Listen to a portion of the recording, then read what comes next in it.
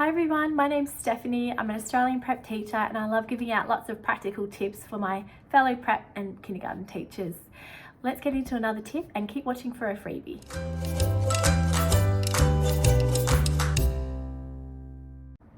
So today's video is all about how to use writing goals with your prep or kindergarten students.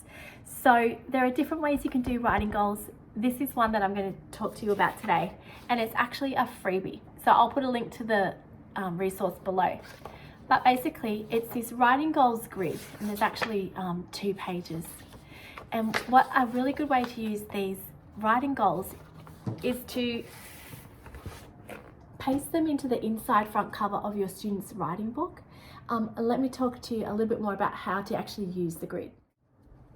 So just say you're looking through your students' writing and you notice that there's something that they need to work on. Perhaps they're forgetting to leave spaces consistently between their words, then that might be a writing goal for them. So what you could do is you find the goal and you put a little highlight around that goal, and that tells you, and it also tells the student, which writing goal they are working on. So this is an example I did earlier, but you can see I've highlighted around this goal. This one was using full stops. So the fact that it's been highlighted lets you know that that's what they're going to work on, and every time you see them achieving that goal, you can put a little tick. Now it's up to you to decide how many ticks you want to see. You might want to see them achieving that goal 3, 4, 5 times before you think they've achieved it. So you can record the ticks. Then when you think, yeah, they've really got that goal, it's time for a new one, you write the date and you highlight the whole box, and then you look at their writing and you start the process again. What's their next immediate goal? I like the fact that it's in their writing book, so it's right there. So if you forget what your student's writing goal is, or they do, you just flip back and have a look and you say, that's right, remember you're working on your full stops.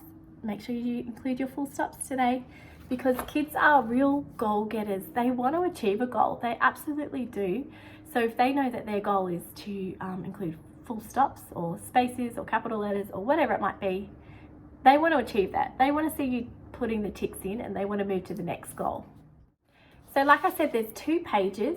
Now it's not like they're in a certain order, because kids might be, achieving this goal, not achieving that goal, achieving that goal. It really depends on each child. So it's not like it's in a set order. However, I would say that the second sheet would be probably more suited to later in the year. These overviews are also really great when you get to parent-teacher interview time, because you can pull out the students' writing books and you can say, look, this is what they've been working on. These are all their goals that they've achieved. This is what they're working on next. It's a really great way to see that student's progress. So I hope you feel like you know a little bit more about writing goals now, and just one way that you could include them. Like I said, that resource is a freebie, so I'll put a link to it below. So be sure to check that out. As always, don't forget to hit like, hit subscribe, and perhaps send this video to any other prep teacher you know that might be wanting to introduce writing goals in their classroom. I'll see you soon.